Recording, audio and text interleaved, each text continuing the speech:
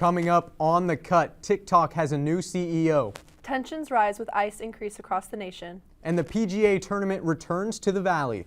All this and more coming up on The Cut.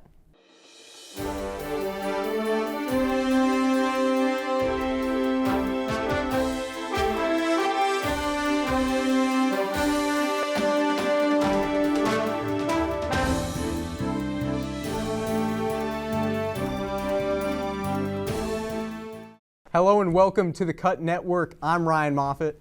And I'm Sydney Voorhees. Torrential rains on Indonesia's island of Java caused a landslide at 3 a.m. that killed 8 people and 82 remain missing. Rescuers are still searching through the mud as they look for the missing people. The natural disaster came after days of rain that caused rivers to overflow, affecting nearby villages. The water carried mud, uprooted trees, and other debris, which buried around 34 houses, making rescue efforts difficult. The search is being dealt with by West Java's Disaster Management Office and their head, Teden Ali Mungku Enkun. Quote, unstable soil and heavy rain continue to complicate search and rescue efforts. Other landslide-prone areas received warnings and were told to be prepared for any other activity. Floods and landslides aren't new to the residents of Java. Last January, a landslide in central Java killed more than 20 people. We'll update you as more information regarding the disaster is released from Indonesia. A bit of news from your own back pocket. TikTok's U.S. ownership has shifted. Under the terms of the deal, TikTok's U.S. business will be owned by a joint venture company called TikTok USDS Joint Venture LLC. The companies in the joint venture, Silver Lake, Oracle, and MGX, will own 45% of the social media platform. As for the rest of TikTok's ownership, 5% will be controlled by other investors, 30.1% by affiliates of existing investors of ByteDance, and 19.9% will be retained by ByteDance. This change in ownership will ring in a new board of directors. Adam Presser, a TikTok veteran and former Warner Media executive, will be the CEO, and Will Ferrell, a fellow veteran of TikTok and global tech consulting firm Booz Allen Hamilton, will be chief security officer. The deal has been in the works for a long time, with TikTok nearly facing banishment from the United States last year due to a bipartisan bill signed by President Joe Biden. However, President Donald Trump, who started the anti-TikTok campaign during his first administration, directed the DOJ to delay enforcement until a buyer could be found and the Chinese government could be persuaded to accept a deal. As for the app itself, changes may be coming to the TikTok experience. Data security and American oversight were key to the deal, and the joint venture made it clear that U.S. companies will do whatever it takes to manage that. TikTok said the company will, quote, retrain, test, and update the content recommendation algorithm on U.S. user data. So despite possible changes in the works, the deal's closing means that TikTok's future in the U.S. is guaranteed. A new way to receive your packages has arrived in Arizona. Cut reporter Nicole Lehendro has more on it.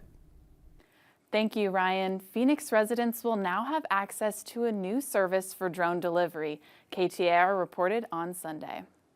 After raising about $600 million, American robotics company Zipline is bringing its drone delivery service to new cities, including Phoenix. According to a press release, customers will be able to order, quote, tens of thousands of items, including food, health, and other products through Zipline's app. The company says orders will arrive in as little as 10 minutes. Some of the businesses that the company delivers from include Walmart, Chipotle, Panera Bread, and the drones are also insulated and can keep food hot or cold. Zipline is not the first drone delivery service to come to Arizona, as Amazon drones have been operating in the West Valley for more than a year. Phoenix Mayor Kate Gallego says the drone investment will, quote, bring affordable, faster, and cleaner delivery options to our community and reinforces Phoenix's position at the forefront of the future of logistics and mobility. Zipline has already made over 2 million deliveries and operates in cities in Arkansas and Texas and countries in Africa. Zipline says the drones are able to block out rain and arrive exactly where the customers request it to land. For the Cut Network, I'm Nicole Lehendro.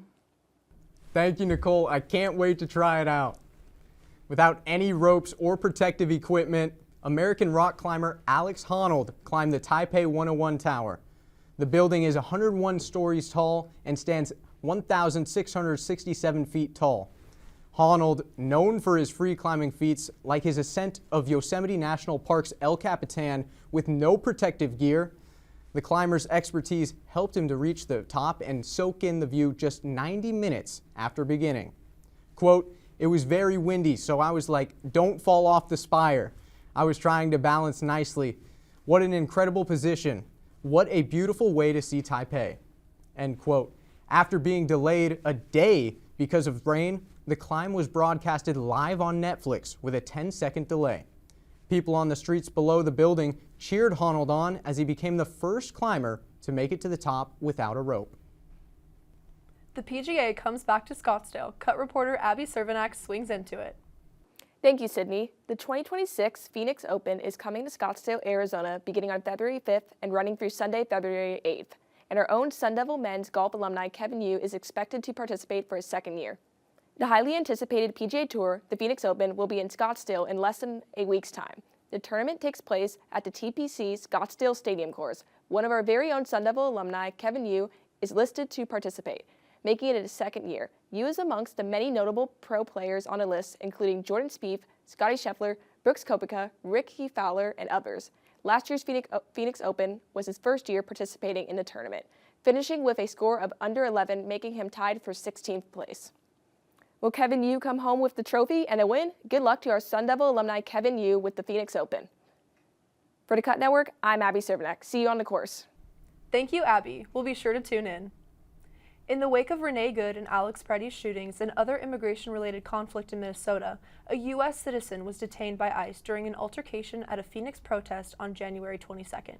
Emily Despain, a Tempe resident, said she was filming a brawl between agents and protesters when an ICE agent attacked her, shoving her to the ground face first and threatening to take her to Florence Correctional Facility, a prison-turned-holding facility for undocumented immigrants awaiting deportation. Despain repeatedly yelled, quote, "It wasn't me," while she was on the ground, according to the videos obtained by the Arizona Republic. She accused the agent of applying so much pressure that she struggled to breathe. She also said the ICE agent read her Miranda rights before taking her in for questioning. This begs the question, can they actually do that? Well, ICE is authorized to arrest citizens for select non-immigration crimes like assaulting a federal officer. However, Despain claims she did not touch the agents in any way. She said, quote, "And when I go to these protests, I always tell myself, there's a chance I won't be making it home. So tonight, the thing I was thinking about is, I'm not going home tonight." While she was in custody, Despain claimed an ICE agent told her they were waiting on an FBI agent to arrive at the field office, though the FBI has not confirmed whether they sent an agent to question Despain. She said a male FBI agent then showed her his badge and began to question her about the altercation. During this time, she requested a lawyer and a phone call. Though she tried calling her family, the call did not go through, and they attempted to call back, but the phone call bounced between several different call centers around the country. Then, without explanation or an apology, Despain was released at 1:30 a.m. on January 23rd. Quote, "If I hadn't been let go, I don't think anyone would know where I am right now," Despain said. Incidents like this one have been happening across the country. After 2 fatal shootings by ICE agents and a massive immigration crackdown causing mass protests, Minnesota is attempting to de-escalate tensions with a joint letter by more than 60 CEOs of Minnesota-based companies. The letter reads, quote, "In this difficult moment for our community, we call for peace and focused cooperation among local, state, and federal leaders to achieve a swift and durable solution that enables families, businesses, our employees, and communities across Minnesota to resume our work to build a bright and prosperous future." From new album releases to award ceremonies, Cut anchor Angel Garcia has the details. Hello and welcome to the first 2026 entertainment news segment on The Cut. A lot has happened over the past month, so let's get right into it. Starting off with the long-awaited album release, Don't Be Dumb, officially released on streaming platforms. Rapper A$AP Rocky teased for years about dropping the album, and fans are finally getting a taste.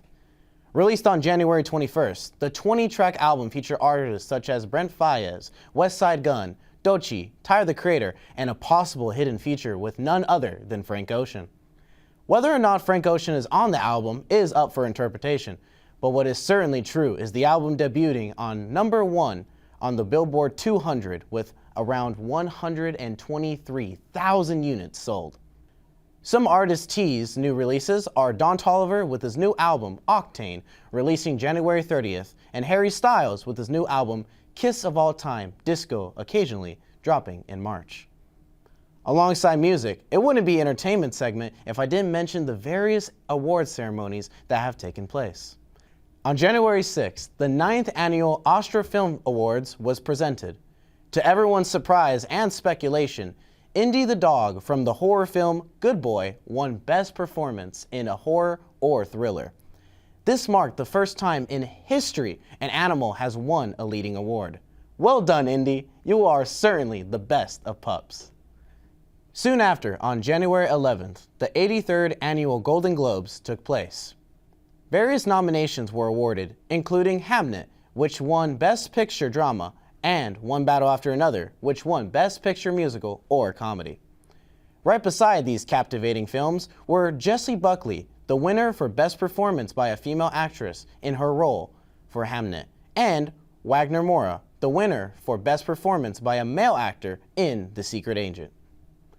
That's all the entertainment I have for you this week. Thanks for tuning in. I'm Angel Garcia, and this is The Cut Entertainment. Thank you, Angel. Now on to Cut anchor Cindy Craven with sports. Thank you, Ryan, and welcome back to another sports recap on The Cut. As I'm sure you're aware, Super Bowl Sunday is right around the corner, so let's kick off this segment with some highlights from this weekend's games, as well as a preview onto the game on February 8th. This past Sunday, 4 teams prepared to take the field with a place in the Super Bowl on the line. That morning, the Broncos fell short and the New England Patriots confirmed their place in their 12th Super Bowl. This gives the Patriots the title of the team with the most Super Bowl appearances. Later that day, the Seahawks prevailed in a 31-27 win against the LA Rams. Seattle once again showcased a strong connection between quarterback Sam Darnold and wide receiver Jackson Smith-Njigba, who finished the game with 10 receptions and 153 total receiving yards. The Patriots and Seahawks will face off in San Francisco on February 8th. In the world of ASU, women's Sun Devil athletics are finding great success this season. Heading into their game against University of Arizona, Arizona State women's basketball, led by first-year head coach Molly Miller, holds a season record of 17-4. Looking over at gymnastics, ASU kicked off their season last week with a huge win against BYU. Junior Hallie Gregoire and senior Kimberly Smith scored a 9.900 on floor. Additionally, Smith scored a career high in the all-around with a final score of 39.475. This team is headed to Utah, where they will face the number 14 team tonight at 7 p.m. Mountain Standard Time. But that's not where the greatness stops for ASU. Sun Devil women's club hockey has also found great success this season. Now ranked number 8 in the nation, this team will face off Lindenwood University on February 5th and 6th at home in Tempe. That's about all I have for you this week. Thank you so much for talking sports with me. Until next time, for the Cut Network, I'm Cindy Craven. Thank you, Cindy. A Long Island bank faced an unorthodox bank robbery after a deer jumped through the bank window and ran loose in the building. Suffolk County police officers quickly responded to the burglary alarm. Little did they know, it was just a buck looking for bucks. I hate that joke too. Officers were able to calm the animal down and lasso it in order to safely release it back into the wild. Sydney, I wouldn't expect a deer to commit a crime like this. I've seen Bambi, nothing like that. What are your thoughts on this situation? I mean, he's just trying to get some bank. You can't blame a deer. No. You know, if it wasn't a deer, what animal would you suspect to maybe commit a bank robbery? I think those golden retrievers are hiding something. They're a little too good. They're a little too happy. You can't trust someone that's too nice, and that's golden retrievers. I think that's valid. Watch your bank. Golden retrievers coming for your account. But for now, we thank you for watching The Cut Network. Make sure to follow us on Instagram at The Cut Network. Have a nice day.